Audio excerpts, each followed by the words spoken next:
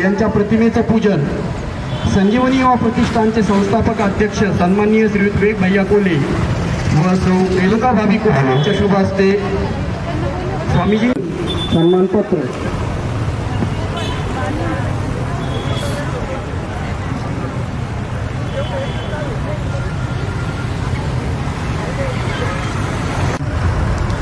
आज ज्या महासाहेबांनी या देशाला 2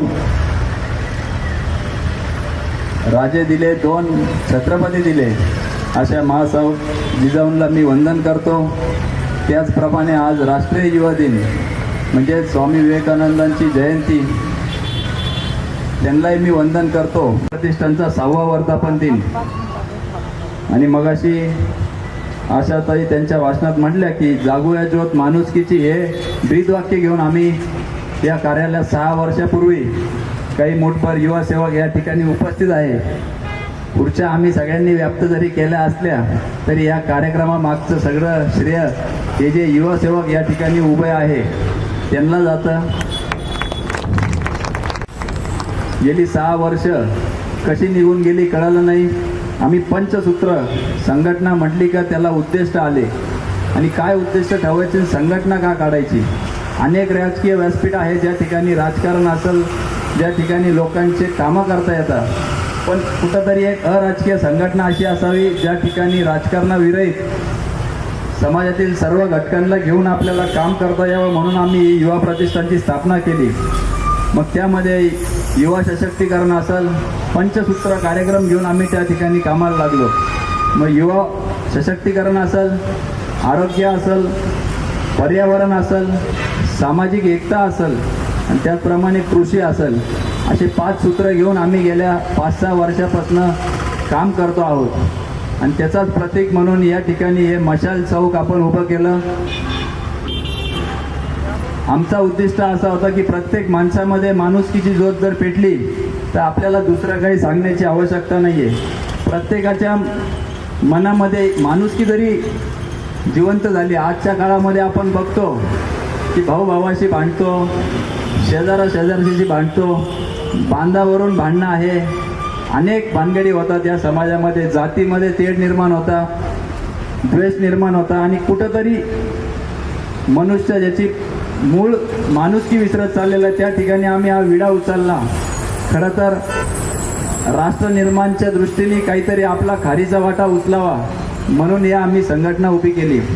आणि निश्चितच गेल्या वर्षभरात फार काही करोना काळामध्ये काम करता नाही आलं, पण जेवढी काही सेवा आमच्या युवा सेवकांकडून आम्हाला देता आली, मग त्यामध्ये करोना काळामध्ये सॅनिटायझर वाटप असेल, मास्क वाटप असेल किंवा SAGM कॉलेजमध्ये ॲडमिट असलेले जेवढे काही पेशंट्स असतील त्यांना भोजन व्यवस्थेची योजना करायची नियोजन असेल, हे सगळं आमच्या युवा सेवकांनी केलं। आणि म्हणून विचार आला की आपला 6वा वर्धापन दिन आहे, फार काही मोठा करायचा नाही। काल परवा सिने अभिनेत्री सोनू सूद त्या ठिकाणी येऊन गेले आणि त्यावेळेस माझ्या लक्षात आलं की त्यांनी जे काय त्या ठिकाणी उपनगराध्यक्ष आहे आमचे नगरपालिकेचे, त्यांनी सगळे स्वच्छता दूत किंवा कर्मचारी जे पुरुष मंडळी होती त्यांचा सत्कार केला। आणि म्हणून आमची चर्चा झाली की महिला भगिनी, आशा सेविका असतील, पोलीस दलातील महिला असतील, या सगळ्या वंचित राहिलेल्या आहेत त्या सत्कारापासून। आणि मा जिजाऊंच्या जयंतीनिमित्त त्यांना सन्मानित करणं खऱ्या अर्थाने आमचं भाग्य आहे असं मी समजतो। भगिनी म्हणले की अनेक अडचणी असतात, घरदार सांभाळून आपले सगळं कार्य करायचं असतं आणि निश्चितच मी तुम्हाला नतमस्तक होऊन नमस्कार करतो आणि आभार मानतो की आपण देखील या करोनामध्ये अतिशय उत्कृष्ट काम केलं।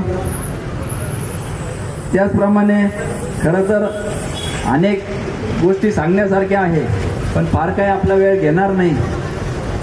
आम्ही जे काही युवा सेवक या ठिकाणी काम करत आहोत, निश्चितच राष्ट्र निर्माणच्या दृष्टीने आम्ही एक उचललेली केलेली सुरुवात आहे।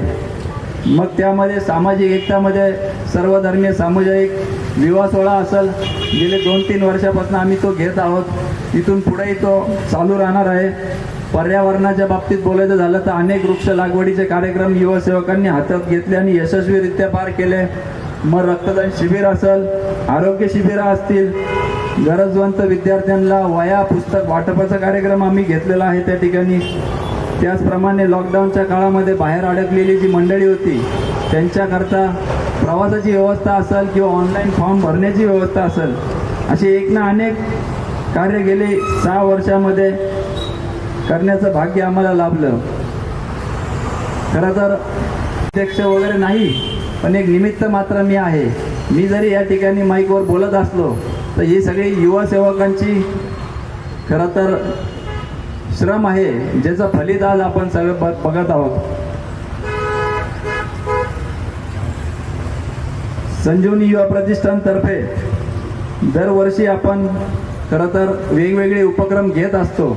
मागच्या वर्षी आपण सैनिकांसाठी राखी पाठवली. गायकवाड सर आणि मॅडम या ठिकाणी आहे आणि इतरही काही युवा सेविका या सर्व तालुक्यातून जवळपास 10-15 हजार राखी आपण विविध महिला भगिनी युवतींकडून जमा केल्या आणि जम्मू काश्मीर येथील उधमपूर डोडा डिस्ट्रिक्टमध्ये त्या ठिकाणी पोच केल्या. रिटायरमेंट कार्यक्रम होता फौजीचा, त्या कार्यक्रमाला उपस्थित होतो आणि त्या ठिकाणी त्यांचे काही सहकारी आलेले होते आणि त्यांना मी सांगितलं की अशा पद्धतीचा आम्ही राखी आमच्या संस्थेमार्फत पाठवलं होतं. तर ते म्हणे की आम्हाला ते मिळाली आणि निश्चित त्यांच्या चेहऱ्यावरचे हसू पाहून मला समाधान वाटलं की आपण जे कार्य करतो आहोत त्यात एक देशातल्या सैन्याचं कुठंतरी आत्मबल वाढतं आहे. छोटीशी एक आपली कृतज्ञता होती त्यांच्या प्रती आणि त्याच पद्धतीचं समाजात आम्ही जरी कुठल्याही स्तरावर काम करत असलं तर शेवटच्या घटकाला बरोबर घेऊन जाऊन त्यांना देखील सन्मानित करावं अशी भावना ठेवून आम्ही आजचा कार्यक्रम केलेला आहे. म्हणजे अभिनंदन करते आदरणीय विवेक दादा आणि रेणुकाताई यांनी आज जो कोविड काळातील सर्व सफाई कामगार असतील, कोविड CCC येथे कार्यरत सर्व नागरी प्राथमिक आरोग्य येथील महिला, ग्रामीण रुग्णालय येथील सर्व स्टाफ व इतर सर्व महिला यांनी जे काम केलेलं आहे याची दखल घेऊन त्यांनी आज येथे जो सगळ्यांचा सत्कार समारंभ केला त्याबद्दल मी त्यांची आभारी आहे आणि सर्वांच्या वतीने मी त्यांचे पुन्हा एकदा आभारच्या वतीने सर्वांचे हार्दिक अभिनंदन करते आणि दादांचे आभार मानते आणि वहिनींचे पण की आपला सत्कार इथं करून आणला. आणि 6व्या वर्धापन दिनानिमित्त तुम्हा सर्वांना हार्दिक शुभेच्छा. आज हा दिवस आपण केवळ विवेक भैया यांच्यामुळे साजरा करतोय. विवेक भैयांच्या संकल्पनेतून साकारलेल्या संजीवनी युवा प्रतिष्ठान युवा, पर्यावरण, कृषी, सामाजिक, शैक्षणिक, क्रीडा या मूल्यांचा विकास हा आपल्या भैयांच्या मार्गदर्शनाखाली कोपरगाव शहरात होत आहे. त्याचबरोबर आमच्या मार्गदर्शनकर्त्या रेणुका वहिनी विविध उपक्रमांना मार्गदर्शन आणि सहकार्य करून तरुणींच्या मनात घर करून आहेत. वहिनींचा पाठिंबा आणि भैयांचे मार्गदर्शन याची योग्य सांगड आणि त्यातून उदयास येणारे नवे पर्व म्हणजे संजीवनी युवा प्रतिष्ठान. मी आजच्या कार्यक्रमानिमित्त सुवर्ण संधी साधून विवेक भैयांचे आणि वहिनींचे मनपूर्वक धन्यवाद देऊ इच्छिते की त्यांनी युवांसाठी संजीवनी युवा प्रतिष्ठान सारखे मोठे आणि हक्काचे व्यासपीठ उपलब्ध करून दिले. आम्हाला या गोष्टीचा सार्थ अभिमान आहे की आम्ही या इतक्या मोठ्या व्यासपीठाचा एक छोटासा भाग आहोत. वहिनी, तुमच्यामुळे इथे बोलण्याची संधी मिळाली, तुमचे मनपूर्वक आभार. थँक्यू. आणि सर्व कोरोना योद्ध्यांचे पुन्हा एकदा हार्दिक अभिनंदन. थँक्यू.